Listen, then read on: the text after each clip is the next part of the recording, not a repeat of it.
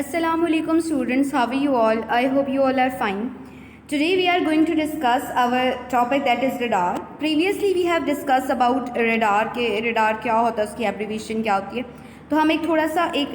जायज़ा ले लेते हैं कि जो प्रीवियस टॉपिक में कि जो लास्ट में हमने radar के बारे में पढ़ा था कि वो radar क्या चीज़ होती है. हमने क्या पढ़ा था कि जो रडार असल में होता है, रडार आपके पास एक एब्रीविएशन होता है. एब्रीविएशन का मतलब होता है एक बड़ा एक लफ्ज़ होता है जिसका हम शॉर्ट फॉर्म लेते हैं. That is a radio detecting and ranging, जो है वो आपके पास क्या कहलाती है, रडार कहलाती है. अब आपके पास जो रडार एक इंस्ट्रूमेंट होता है जो क्या करता है, आपके पास जो इलेक्ट्रोमैग्नेटिक वेव्स जो आपके पास आ रही होती है, या तो वो उसको सेंड करेगा या तो उसको रिसीव करेगा. हमारे पास क्या आता है कि सबसे पहले हमने मतलब कोई चीज़ देखनी होती है कि भाई कोई एयर में कोई जहाज़ जा रहा है, ठीक है. सबसे पहले हमारे पास जो रडार होता है वो इलेक्ट्रोमैग्नेटिक वेव्स को सेंड करता है. जब वो वहाँ पर जाती हैं तो जब वो जहाज़ के साथ स्ट्राइक करती हैं, देन इसके बाद क्या होता है कि वही जो मैसेज जो भी ऑब्जेक्ट एयर में होता है, इवन आइदर मिसाइल है, कोई जहाज़ है, वो इलेक्ट्रोमैग्नेटिक वेव्स दोबारा से रिसीव होती हैं रडार को, ठीक है. वो प्रोसेस होता है. इसमें ये याद रखिएगा, रडार सिस्टम दो वेव्स के ऊपर बेस्ड करता है. सबसे पहली होगी माइक्रोवेव एंड अनदर आपके पास क्या कहलाती है, रेडियो वेव्स कहलाती है. और सबसे बड़ी इंपॉर्टेंट बात जो इस चीज़ की वो ये है कि हमारे पास ये बेस करती है, सॉरी ये जो मतलब इसकी जो स्पीड होती है वो क्या होती है, with the speed of light होती है. अच्छा, अब हम ये देख लेते हैं कि जो रडार है वो किस प्रिंसिपल के ऊपर बेस करता है. सबसे पहले आपके पास क्या है कि डाटा ट्रांसमिट करता है short pulse of high frequency radio waves by means of revolving aerial. देखिए, अगर हम डायग्राम में देखते हैं, हमारे पास ये जो रडार होता है ना, ये वाला जो रडार है, इसके आगे एक एरियल लगा हुआ होता है, ठीक है. अब बेसिकली रडार पूरा कॉन्टिन्यूसली 360 के एंगल पे रोटेट कर रहा होता है, उसके साथ साथ उसका एरियल भी मूव कर रहा था. अब ये जो एरियल होता है, ये शॉर्ट पल्स का मतलब होता है कि इस तरह से इसकी जो शॉर्ट पल्स होती हैं, इसकी फॉर्म में ये क्या करता है कि सिग्नल्स को एयर के अंदर रिलीज़ करता है. देखिए, कभी इस डायरेक्शन में कभी इस डायरेक्शन में रिवॉल्व करता है. अब ये कहता है कि ये होती तो शॉर्ट पल्स हैं, मगर इनकी फ्रिक्वेंसी जिसको हम कहते हैं, जिसकी हम फ्रिक्वेंसी लैम्डा की बात करते हैं, वो क्या होती है, काफ़ी ज़्यादा होती है. तो अब आपके पास क्या है कि चूँकि एयर के अंदर ये जो एरियल तो ज़मीन पर रिवॉल्व कर रहा था, मगर ये हाई फ्रिक्वेंसी क्या रिलीज़ कर रहा होता है, रेडियो वेव्स को रिलीज़ कर रहा होता है. अब क्या होता है कि यहाँ पर जो है, अगर आपके पास क्या होता है कि कोई भी टारगेट है, फॉर एग्जांपल कोई जहाज़ आपके पास जो है वो एयर के अंदर आ रहा है, ठीक है. अभी हमारे पास जो जहाज़ है, ये इस जहाज़ के साथ जो है ना, ये इलेक्ट्रोमैग्नेटिक वेव या रेडियो वेव टकराती है. याद रखिएगा कि आपके पास radio wave is a kind of electromagnetic wave. Electromagnetic wave consist of various rays which is included radio waves as well as microwave. तो हम इलेक्ट्रोमैग्नेटिक वेव का नाम भी दे सकते हैं और रेडियो वेव का नाम भी दे सकते हैं. अब ये क्या होता है कि ये इसके साथ जब स्ट्राइक करती है, तो सबसे पहले देखो यहाँ पर क्या हुआ, मैसेज क्या हुआ आपके पास, आपने अपनी रेडियो वेव्स को यहाँ पर क्या किया था, सेंड किया था, ठीक है. अब आपके पास रेडियो वेव क्या हो गई, सेंड हो गई. नेक्स्ट प्रोसेस में the pulses strike an object, these are reflected and received by a radar. For example, ये आपके पास रडार है, ठीक है. आपके पास कोई एरोप्लेन मूव कर रहा है. अब ये सबसे पहले इसने क्या किया था कि जो हमारे रेडियो वेव्स थे उसको सेंड किया, वो जहाज़ के साथ टकराए. अब वो जहाज़ के साथ जब टकरा गया, देन इसके बाद क्या हुआ कि ये जो भी जहाज़ की जो यानी कि जहाज़ ये प्लेस तो नहीं होती ना कि आपके पास एक प्लेस के ऊपर वो स्ट्राइक करा है, बल्कि वो ओवरऑल जो एरोप्लेन होता है उसके ऊपर ये जो रेडियो वेव होती है वो स्ट्राइक करी थी. इस वजह से टकराती है ताकि पूरी ऑब्जेक्ट की एक इमेज बन जाए, ठीक है. फिर इसके बाद क्या होता है,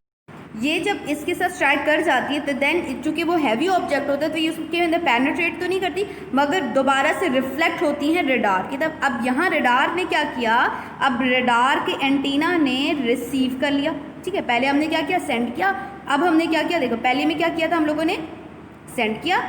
अब हम लोगों ने इसमें क्या किया, रिसीव किया मैसेज को. अब वो जो भी ऑब्जेक्ट जो चीज़ रिसीव हो गई है, अब हमें पता चल गया कि एयर में फलां लोकेशन के ऊपर ये जहाज़ मूव कर रहा है, ये हमारा है, ये किस कंपनी का है, कोई हमारी जो टेरिटरियल बॉर्डर्स हैं उनकी खिलाफ वर्जी तो नहीं करा.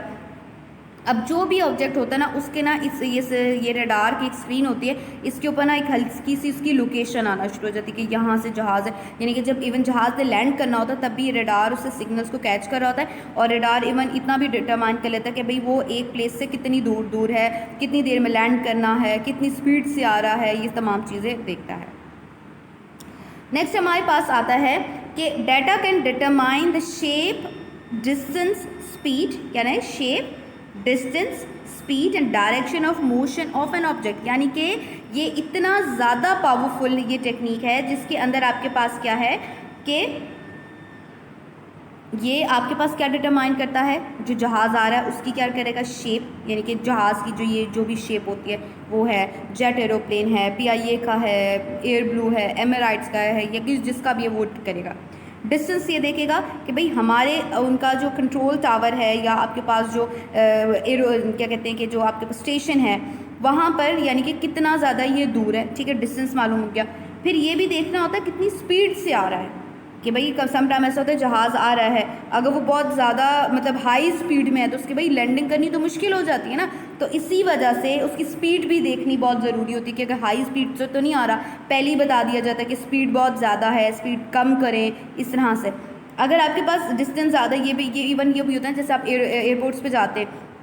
आपको ये आप ये पूछते हैं कि भाई फ़्लाइट का जो है यानी कि कितनी देर में पहुंचेगी, वो आपको बता देते 15 मिनट 20 मिनट होता है, तो वो इससे किस हिसाब से अंदाज़ा लगाते हैं, ये आपके पास अंदाज़ा लगाते हैं जो है वो डिस्टेंस से अंदाज़ा लगाते हैं कि अगर ज़्यादा दूर है तो पता चल जाता है कि भाई इतने घंटों में या इतने मिनट्स के अंदर ये पहुँच जाएगी। स्पीड मैंने आपको बता दी, डायरेक्शन ऑफ मोशन है, ये बता रहा है कि आपके पास समटाइम ऐसा होता है ना कि जैसे अभी रिसेंट एक वाक़या हुआ था जो कराची में गिरा, जिसमें ये था कि आपके पास क्या था, वो हाई स्पीड से आ रहा था, ठीक है, अब क्या होता कि वो स्पीड कंट्रोल नहीं हुई, डिस्टेंस देखा, वो रडार में जो भी अपेयर हुआ वो मिस्टेक्स थी, वहाँ पर रडार वाले की भी थी, और इसके अलावा आपके पास ये ट्रैफिक कंट्रोलर की भी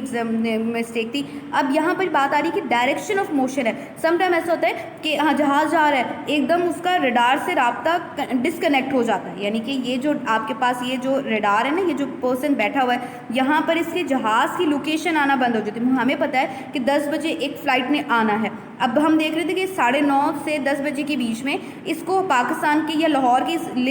हदूद में होना चाहिए, अब वो नहीं नज़र आ रहा है। इसका मतलब क्या हुआ कि आपके पास वो जो ऑब्जेक्ट है उसकी डायरेक्शन पता नहीं चल रही है, रडार से उसकी डायरेक्शन हट गई है, तो इसकी वजह से direction of motion of object भी बता देते कि भाई इस डायरेक्शन से आ रहा है, उस डायरेक्शन से आ रहा है। समटाइम डायरेक्शन इसलिए देखनी ज़रूरी होती है कि समटाइम जिस डायरेक्शन से, फॉर एग्जांपल कराची से एक फ़्लाइट आ रही, हो सकता है कि सऊदी अरब से भी उसी डायरेक्शन से फ़्लाइट आ रही है, तो दोनों की डायरेक्शंस को चेंज इसलिए करना पड़ता है या अलग रखना पड़ता है ताकि एयर के अंदर जो है आपके पास जो एरोप्लेन्स हैं वो स्ट्राइक ना कर सकें। अगर हम यूजेस ऑफ रेडार के को देखें कि हमारे पास रेडार कहाँ कहाँ यूज़ होता है, सबसे पहले हम ये देख लेते हैं radar data control air traffic both civilians and military. इसका मतलब क्या हुआ कि आपके पास क्या होता है कि जो सिविलियंस होते हैं या मिलिट्री वाले, ये दोनों लोग जो होते हैं वो रेडार को इस्तेमाल करते हैं। अब मिलिट्री वाले किस तरह से इसको इस्तेमाल करते हैं, फॉर एग्जांपल जैसे कि अभी मैंने आपको बताया कि फॉर एग्जांपल अगर भारत का कोई जहाज़ पाकिस्तान में एंटर होता है, हमारे मिलिट्री बेस पे जो रडार्स होते हैं, ज़रूरी नहीं कि रडार आपके पास मौजूद हो सिर्फ एयरपोर्ट्स पे हो, जगह जगह रडार्स लगाए हुए होते हैं, इसलिए लगाए हुए होते हैं ताकि हमें एटलीस्ट पता चले कि खासतौर पर पाकिस्तान के अपने बॉर्डर्स के करीब भी रडार्स लगे होते हैं, ताकि ये तो पता चले कि भाई हमारे जहाज़ आ रहे हैं, किसी की कोई एक्स्ट्रा जहाज़ तो पाकिस्तान की टेरिटरी में तो नहीं आ रहा, तो उनको देखने के लिए मिलिट्री वाले इसको इस्तेमाल करते हैं।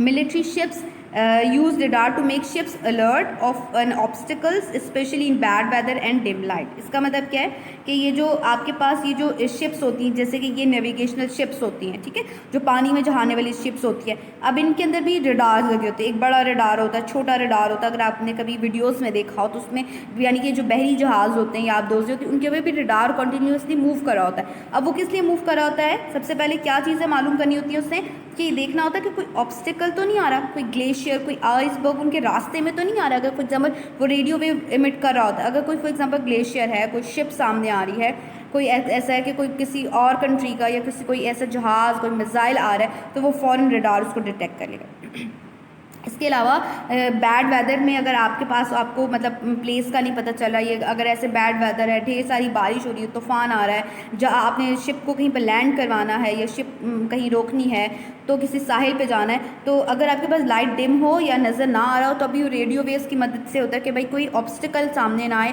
ना कोई शिप आए, ना कोई चट्टान आए, ना कोई आइसबर्ग, ना ग्लेशियर आए, तो वो उससे ना टकराए। दूसरा ये बैड वेदर में भी होता है कि बैड वेदर में भी, क्योंकि बैड वेदर में हवा तेज़ चल रही होती है, पानी उछल रहा होता है, तो आगे से नज़र नहीं आ रहा था, तो अगर आपको इन केस में नज़र नहीं आ रहा, तो वो रडार की जो रेडियो या माइक्रोवेव्स होती हैं वो बचत कर देती है। इसके अलावा आपके पास क्या होता है कि